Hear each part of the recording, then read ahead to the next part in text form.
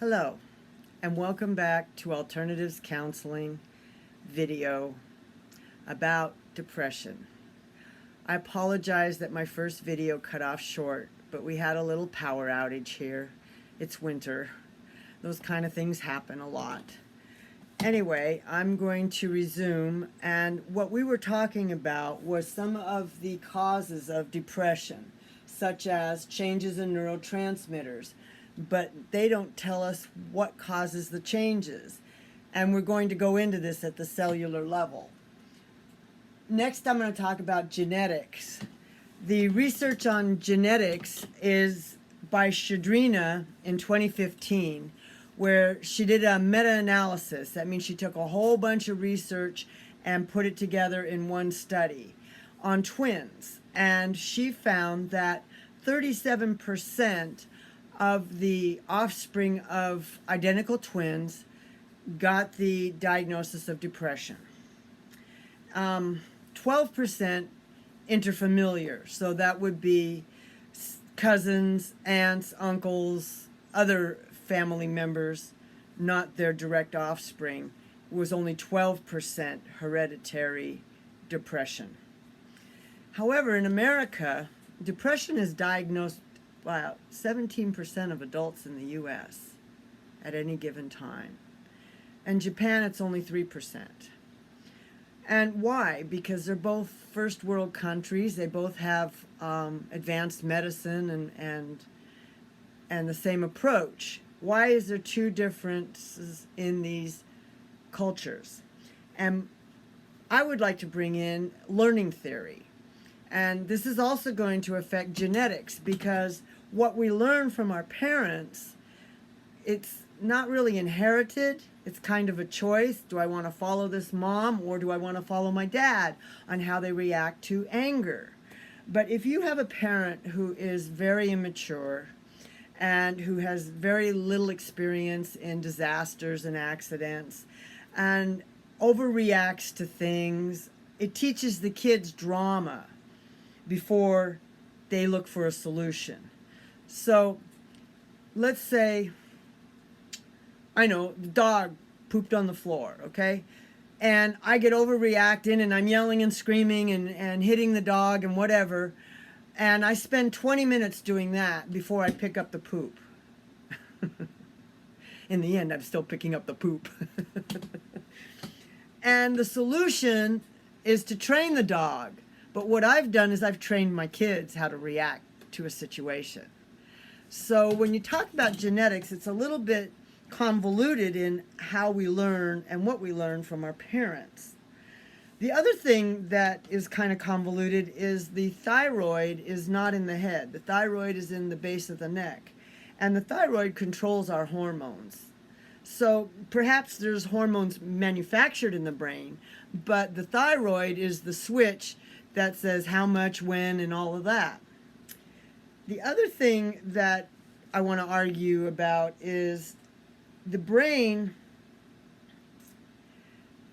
is, well, first of all, that research was Panahi 2015 and Solomon 2015.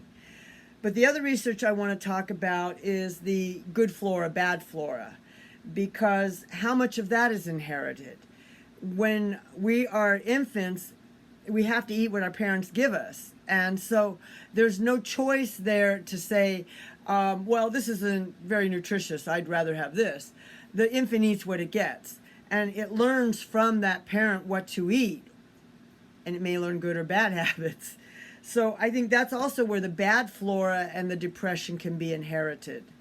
We're going to also talk about some treatment solutions here. And this is the fun part. Because I don't give you problems without giving you solutions. And all of my solutions from Alternatives Counseling are less than $25 a month.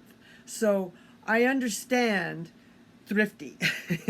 And I understand having to save your pennies. But I also understand that many of us don't have insurance or choose not to pay for it. So here's some tips, okay? And these are just my 3 top tips for reducing depression. Number 1, exercise. Exercise makes endorphins. That's what fills that little cup of happiness in your brain so that you can dump it into your blood and feel happy, okay? And exercise can be walking. I walk 3 miles a day. I'm 65. It can be as vigorous as going to the gym and lifting weights and running marathons, or it can be yoga. I teach yoga, and yoga is very slow, and it just lets the person go as far as they need to go. But when your muscles are nice and stretched out, they're taut. And so there's no flab and there's no bagginess around, okay? So yoga really helps you tone, and it helps your mind. You can meditate while you're stretching. You can meditate on the day and the thought of the day, and you can change a lot of your habits just by changing your thoughts. After exercise, of course, is nutrition. And I'm a big proponent, supporter, whatever you want to call it, of what NASA uses. NASA has been using chlorella superfood since 1965 to feed anything that went into space. Back then it was monkeys and dogs, and then we sent man to the moon, and then we started off the manned space missions. But the reason for chlorella is because they can grow it and eat it fresh. And it is an algae, but it has every nutrient known to man. As the Earth's crust was hardening and forming, and the oceans were becoming less turbulent, algae formed on the edges of the crusts. And so that first life that crawled up out of the ocean, that's what it ate. So we have little reptiles that can go in the water and live out of the water. So they have lungs and they have gills. That's what was coming out and eating this. Later on, it was the birds and the flora and fauna, and then way later on, it was man. And so man could eat this, feel full instantly. 1 teaspoon, it'll fill you up. And you can grow it in an aquarium in your apartment. And we'll talk about that later, how to grow it for free. But for right now, I have a few other topics that I want to include. And the other one for treatment of depression is sleep patterns. You need to address your sleep patterns. If you're not sleeping and waking up fully refreshed, remember when you were a kid and you couldn't wait to get out of bed and run outside and play? That's what you should still feel like, okay? I know at 65, I've been on the chlorella for 10 years. I still feel like that. Now, granted, some mornings I'm not dashing out the door, but I'm still upright and functioning. And clarity of thought.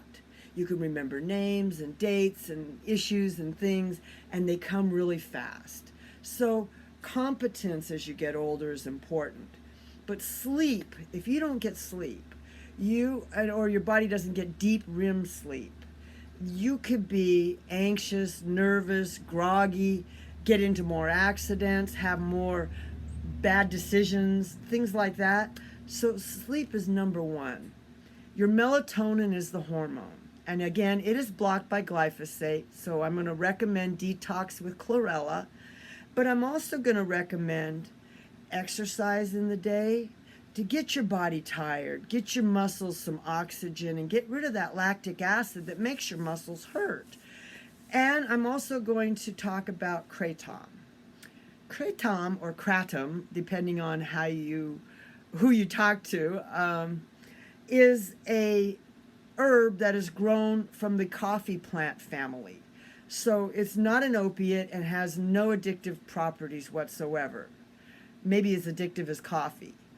But what it does for pain is a miracle. Because even if I've had friends with broken leg, I've had a friend with a back problem, I've had a number of friends that have had pain from injuries, and they take this and they say, within 30 to 45 minutes, all the pain is gone, my energy level's up, my focus is up, I'm not groggy, I don't want to lay down and go to sleep, and I feel good. So I really like it. Plus, it's cheap. It's not something that's super expensive. I bought 120 capsules for about $40. And you can get this online. A 6-year-old can order it. So I want to conclude with this, and I want to say, don't argue with emotions, debate with the scientific facts, and you can go to my website at www.alternativescounselinglcc.com for questions, emails, and if you would like to sign up for a personal session.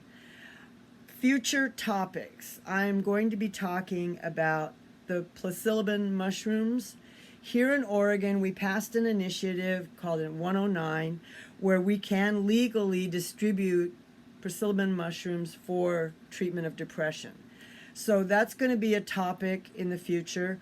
Also more on the kratom or kratom, depending on how you pronounce it. I'm going to do a lot more research on that one. THC, marijuana. A lot of people ask me questions about how I feel about that as a treatment.